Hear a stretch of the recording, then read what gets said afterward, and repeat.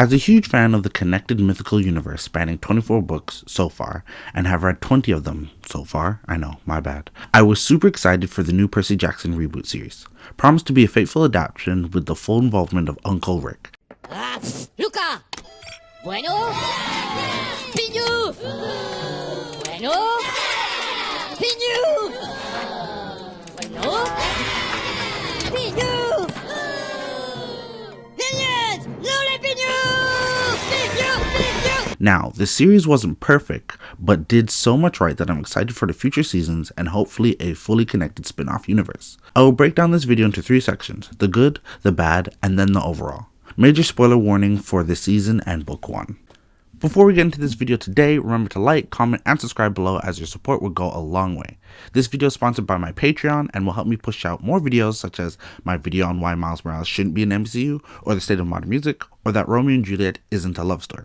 I have more exciting videos coming out like the story of GTA 6, how to improve Star Wars, and how franchises are causing the collapse of cinema. So remember to click the bell to get notifications for when those come out and check them out. Anyway, back to the video. Remember, spoilers for Percy Jackson Season 1 and Book 1 ahead.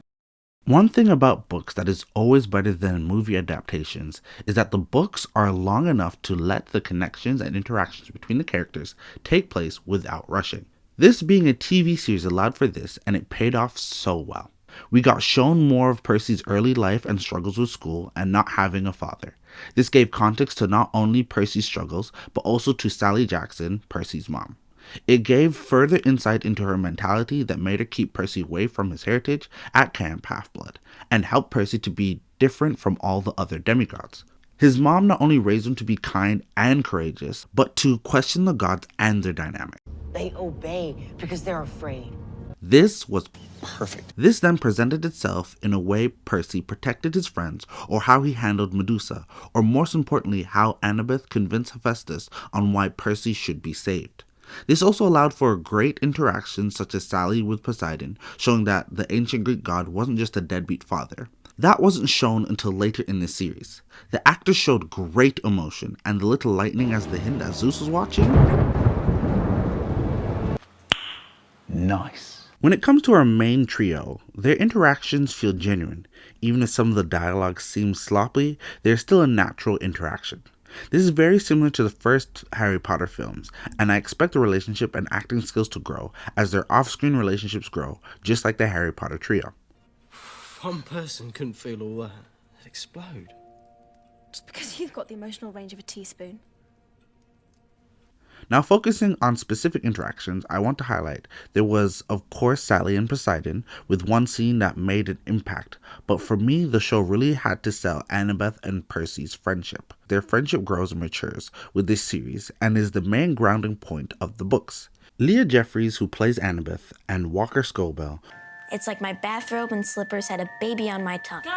who plays Percy, killed it. It was very subtle and age appropriate, but from the looks and dialogue, you can see them growing together and building a bond, a romantic bond. From believing she would stab him in the back and her just using him to finally get an adventure, to being a true team, relying on each other with little nicknames. Toss a seaweed brain. What do you think, wise girl?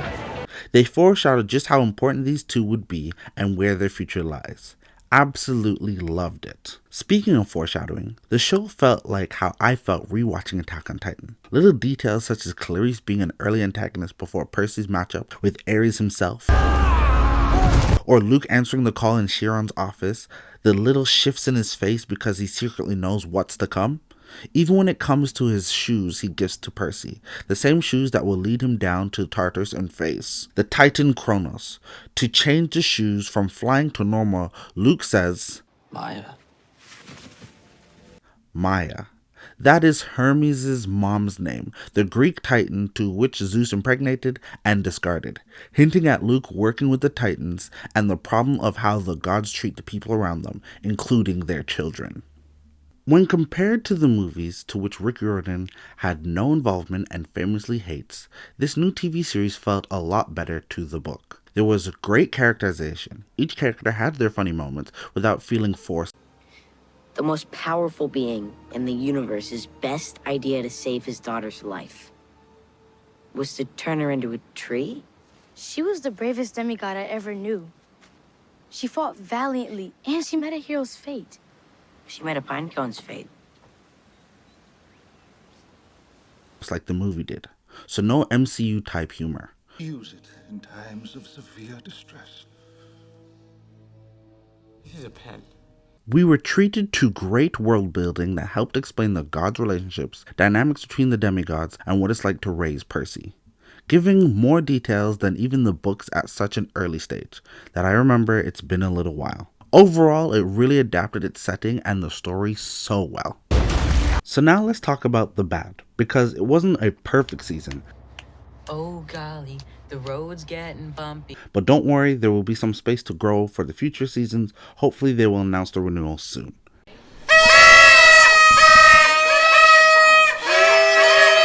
Anyway, first, the pacing. Sometimes the show just felt slow at times. I understand they had to push the storytelling, but sometimes it felt like everything went to a stop. Then there was the acting that I did mention above, but as I said, they're child actors, and as they get more comfortable with each other, I expect them to make the trajectory similar to the trio in Harry Potter. I still think the cast was perfect, and the issues are also a blend on the script being a little clunky at times. My biggest problem, though, was the lighting. The big fight scene between the Minotaur and Percy was so dark. This is a vital scene that pushes the whole plot forward. It is the first time Riptide, Percy's sword, is seen in a battle, and to show the audience how scary the creatures Percy will come across will be. And I could barely see anything. Okay, but that was one scene. Nope. When Percy escapes Lotus Casino and transports to the ocean, I could barely see anything. And when Percy was underwater, it was still so dark. Now, as someone who likes the Ultimate Edition of Batman v Superman, I know about dark scenes, but this was a bit much, and it's something that seems to be a pattern with TV shows in general. At least the sound mixing was good. None of the too low talking and too loud music. So overall, there is definitely a lot more to love than to hate. I'm feeling a strong 7 to a light 8. Percy Jackson lovers will love it. New fans will love it, and general audiences will love it. I can't wait till the next season and hopefully the spin-offs. Do you agree with me? Are you excited for the future seasons? What are you looking forward to? If you haven't read the series, go do so. But in the meantime, tell me what your predictions are going forward. Thank you so much for listening. Remember to like, comment, and subscribe, and see you next time. By the way, Percy Beth are endgame. Everyone else is wrong and should be ignored. Hand up. Nope, I'm actually okay. Thank you very much.